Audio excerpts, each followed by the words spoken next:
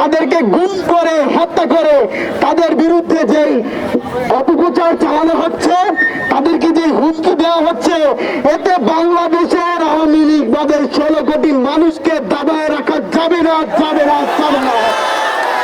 বাংলার মানুষ ঘৃণা ভরে তাদের মেঘা কান্না প্রত্যাহার করেছে।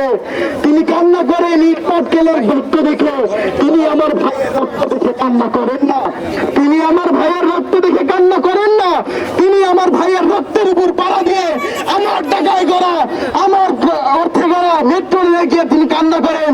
তার নেতাকে না আমরা আর সহ্য করবো না, করবো না, করবো না। এই যে দুষ্কৃতী হামলা চালিয়েছে, এতে ছাত্রদের কোনো অংশগ্রহণ নেই। আমি স্পষ্ট বলে দিতে চাই, কোন ছাত্র নৃশংসতা, কোন হত্যাকাণ্ডের সাথে জড়িত নয়। ছাত্ররা নির্বিচারে জান দিয়েছে। আমরা দেখেছি আবু সাইদ রংপুরে তার 2 হাত প্রসারিত করে দাঁড়িয়েছিল। কি দোষ ছিল আবু সাইদের? তিনি দাঁড়িয়েছিলেন একা।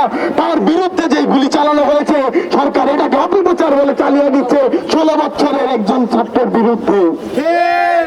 আমরা অন্যায় আর মেনে নেব না। আমি আপনাদেরকে বলতে চাই,